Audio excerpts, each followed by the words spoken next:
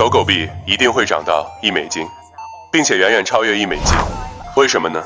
因为狗狗币会成为取代美金、终结人类货币历史的最终的货币。你一定会认为章鱼老王子在危言耸听，咱们不着急。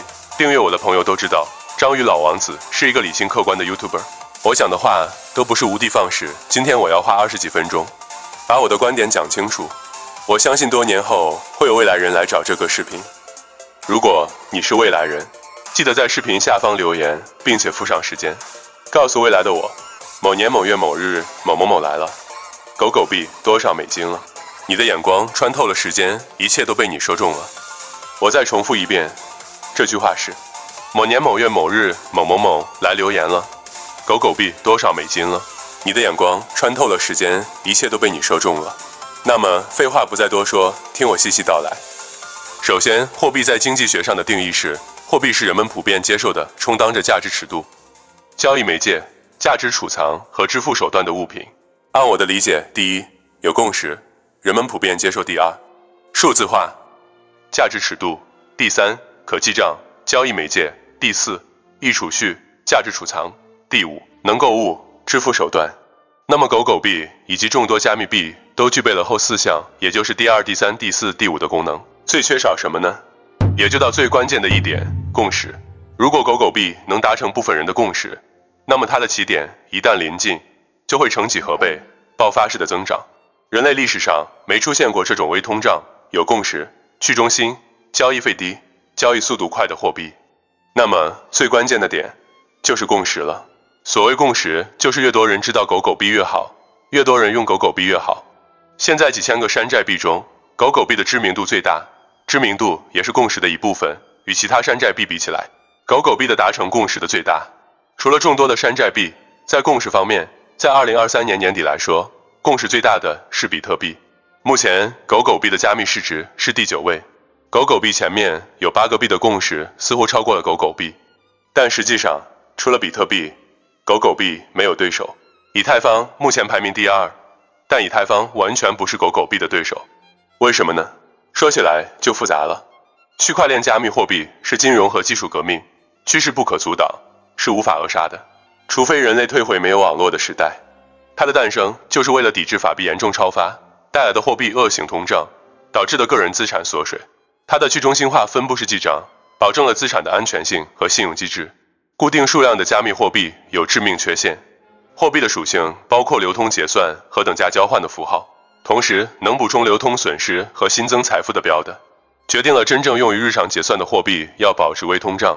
数量固定等于通缩，人的心理认为它一直会升值，就只有这么多，肯定捂着涨，不愿真正用于日常结算，只用于投机炒币，这就限制了它只在一小圈人手中，无法普及大众，也就无法真正落地日常结算应用。这种情况在区块链货币发展初期具有优势，随着各种代币越来越多，这种升值优势消耗殆尽，反而因流通损失和无法普及大众，加上没有真正落地应用，最终归零。随着损失增多，减少到一个临界量，它在自己这个小众圈子里也将无法生存炒作下去。目前区块链货币 99.99% 为数量固定模式，1/1000为保持固定增发模式。未来固定数量的区块链货币 90% 归零，10%优势币种只用于固定生态圈。而比特币作为开山鼻祖，先入为主，群众基础大，价值高等各种优势，被财团和国家作为外汇储备，等于数字黄金。其他 10% 优质固定量的币，管你技术多牛，生态多好，无法代替比特币，因为它始终比你多几年发展，多那么10倍、100倍、10000倍的群众基础，也就是共识度秒杀你。符合货币属性的无限量增发币种中，狗狗币是绝对的龙头。比起后来创建的加密货币，狗狗币的发展历程始终多你几年，具有100万级以上群众基础。你想赶上狗狗币，就需要发展几年。你到100万时，狗狗币又到哪了？再次，狗狗的名字和小费文化、神烦乖萌、幽默自嘲等情怀，能迅速俘获不分国籍的全世界人们的心。狗狗自古就伴随人类发展，是人类好朋友。可见，用狗狗命名的加密货币，天生自带共识基础。共识能力强大，决定了它的生命力强大。狗狗币结算速度是比特币的10倍。在计价过程中，以个为单位，总比无数零的小数位为单位方便。这也是比特币只能做黄金储备的原因之一。比特币涉及挖矿年限131年，结束后怎么去记账不知道。狗狗永远可结算。随着 5G 芯片技术的发展，万物联网、智能设备都可挖矿，为区块链货币日常结算带来方便快捷、安全美好的体验。质疑狗狗币技术落后的人，没有看到群众技术共识才是第一位的。这些技术都可以通过外包技术支撑来完善，而共识没有几年10年是发展不出来的。狗狗币的微通胀是以5%以下每年递减的，全世界的经济增长应该小于5%，但考虑损失和新增财富的标的，这点微通胀很符合世界经济。世界货币体系现在被美元主导，全世界一直都被美元收割，各个国家都想摆脱美元的收割，特别是中小落后的国家和地区更想摆脱美元和其他经济制裁。区块链加密货币就是很好的一种手段，所以全世界达成共识来限制区块链加密货币很难。其次，区块链加密货币在国际支付领域的便捷性是有目共睹的。对于像委内瑞拉和津巴布韦那样恶性通胀的国家，区块链加密货币还是他们的保值方法。将来各个国家都会开展自己的区块链法币，区块链法币100%是中心化的。各国的区块链法币采用什么兑换？得到全世界认可且完全去中心化的比特币和狗狗币是最好的选择。货币不可能是被某个企业或团队中心化控制的币种，别人凭什么信任你？信任你不如信任自己，还不如自己开发一个币种。同理，自己开发的币种又如何得到别人的信任？共识很难，所以只有选择完全去中心化、已经达成世界共识的币种。货币从古至今都是通胀的，没有数量固定的情况。不管早期的贝壳、黄金、银子、铜钱，还是北宋时的交子，以及现在的纸币和电子货币，区别只是良性的微通胀和恶性的通胀之分。有人说黄金是固定量的和稀缺的，其实黄金也在不断开采中，它保持着微通胀。当纸币流行后，恶性通胀才在人类历史中频现。搞经济的都明白，通缩和恶性通胀都不利于经济发展。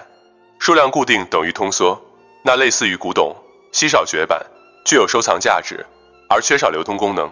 货币之所以是货币，其主要功能就是流通，充当等价交换物。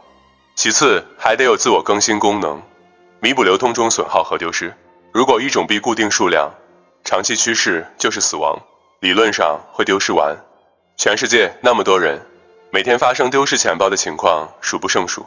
当比特币代表的加密货币进入了人类货币发展中时，加密货币理论上它永远在链上不会消失，但会因持有人忘记密钥而丢失，永远找不回来，让那个币永远沉寂在链上失去流通，实际在货币体系中等于丢失。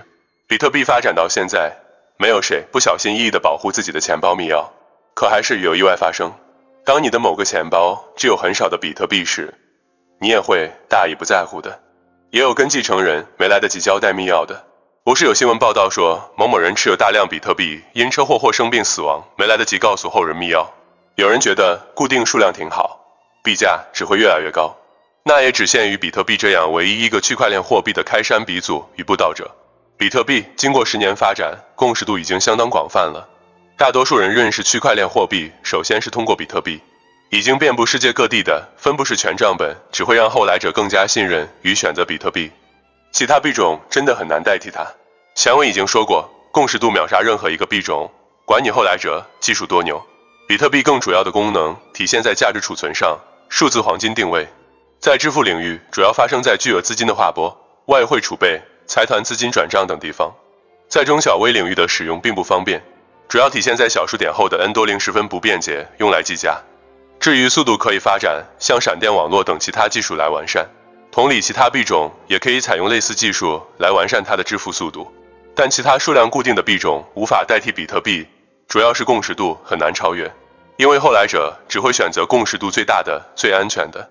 那么这些币的长期趋势是90%的币种归零，10%的优势币种用于固定生态圈。比特币只有一个，不可能所有固定量的币种都有它的辉煌。前文说过，数量固定等于通缩，不利于流通，不利于经济发展。数量固定，大家就会像收藏古董一样，囤积坐等升值，不利于日常支付结算，无法普及大众，何来更多的共识？没有更多的共识，何来新资金的流入？存量资金博弈，从炒作角度看，长期也是不利于价格上涨的。另外，通缩下资金紧张是不利于投资发展生产的。而像津巴布韦和委内瑞拉这样的恶性通胀也是灾难性的。只有符合世界经济规律的微通胀，同时满足新增财产的标量，才是既能保值又能充分流通的最好的货币。纵观所有区块链货币，只有狗狗币满足这个条件。数量固定的加密货币还面临一个问题：加密货币挖完后，如何保证网络和算力？矿工在没有挖矿奖励和手续费不足以支付成本时，谁还跟你玩啊？如果提高手续费高于现有货币体系的手续费，又会失去多少共识？这个老币种中，无限币就是一个案例。以前的口号比特金、莱特银、无限铜，总量906亿，现已挖完。矿工撤退，网络和算力蒸发，濒临死亡边缘。而其他90%的固定量币种，有的已经像无限币一样在归零途中。干这一点，狗狗币就拥有无可比拟的优势。狗狗币永远可挖矿，永远可记账结算，不存在网络和算力的担忧。狗狗币也不怕丢失，一直拥有每年50亿枚的补充能力，只要网络存在，可以长久生存下去。且狗狗币符合全世界经济发展，拥有广泛的共识度，因此从长远看，狗狗币是最安全、最有生命力的加密货币。狗狗币这么多年生存下来是个奇迹，本是个玩笑币，在众多币种销声匿迹中活了下来。社区越来越大，狗粉越来越多，是紧随比特币用户量后的第2大用户量的币种。可以说6年来是纯粹靠共识存活下来的。比特币之前已经说了是数字黄金地位，那老王子，我主要分析下为什么狗狗币会成为世界通用货币。首先分析下作为世界通用货币应该具备哪些最主要条件。首先呢，体现公平，保障信用。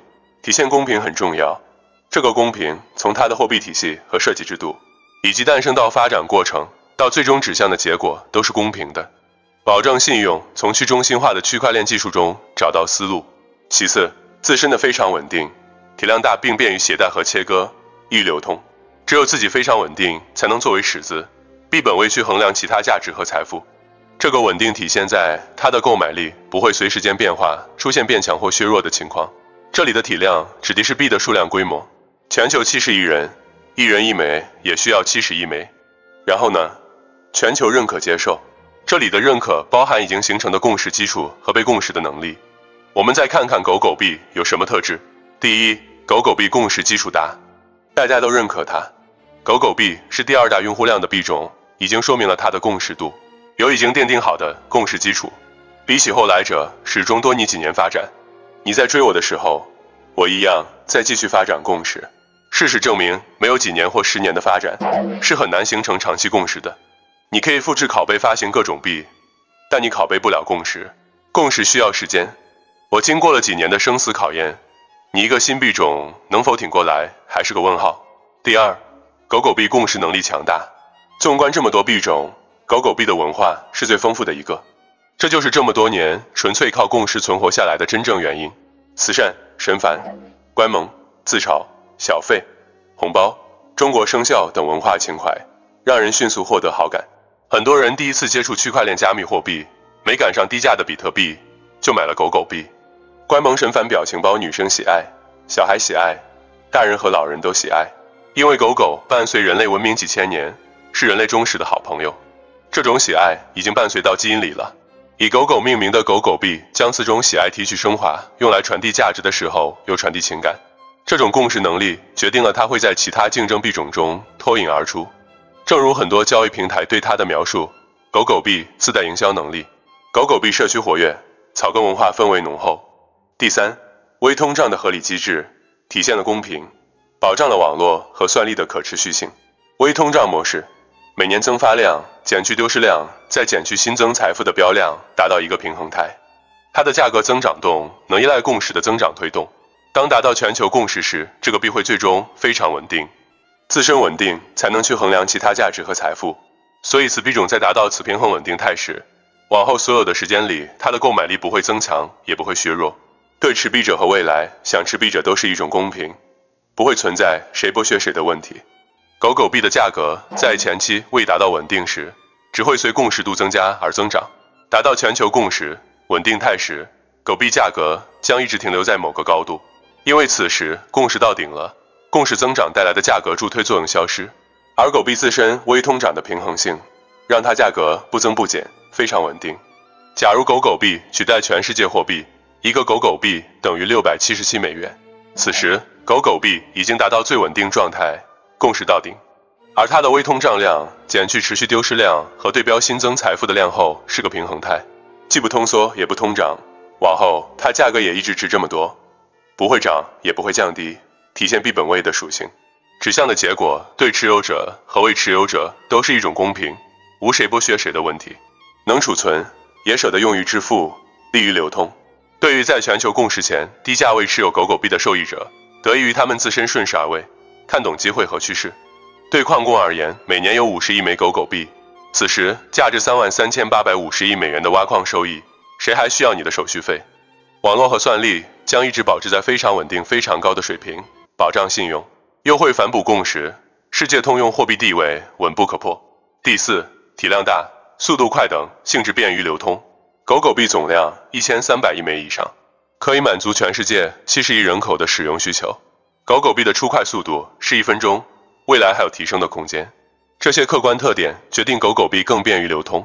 第五，全过程公平性，也就是常说的完全纯粹去中心化，主要表现在诞生、发展过程及最终结果。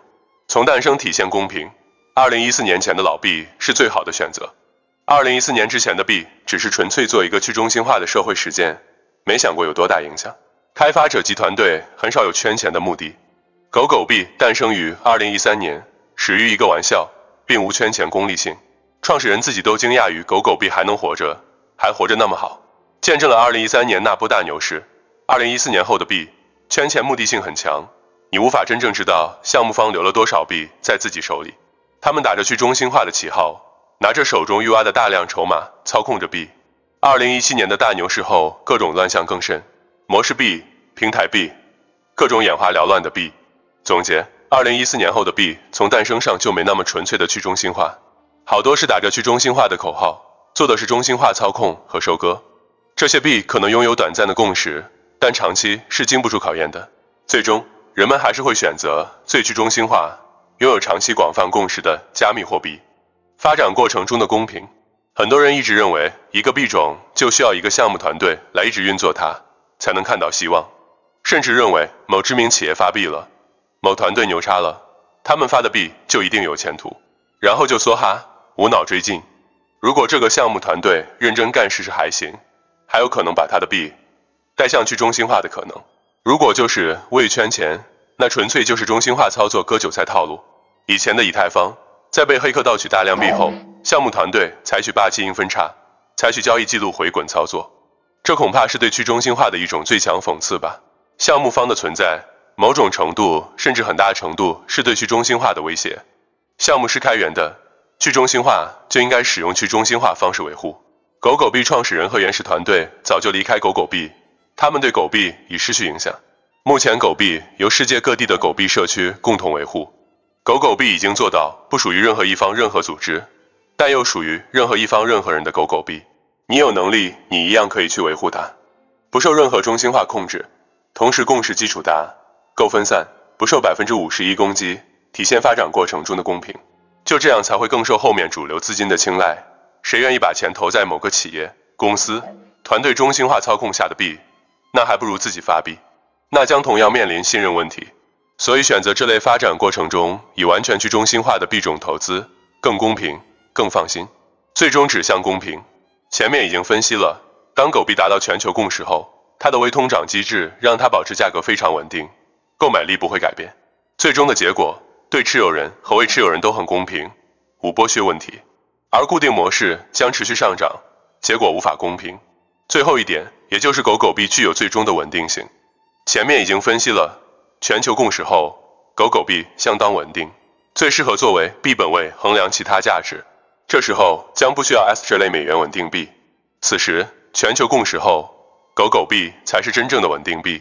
S 本质是个中心化的产物，前不久爆出各种恐慌新闻，你拿住稳定币也被收割。信任你一个公司发的中心化币，那还不如信任货币政策控制较好的中心化法币。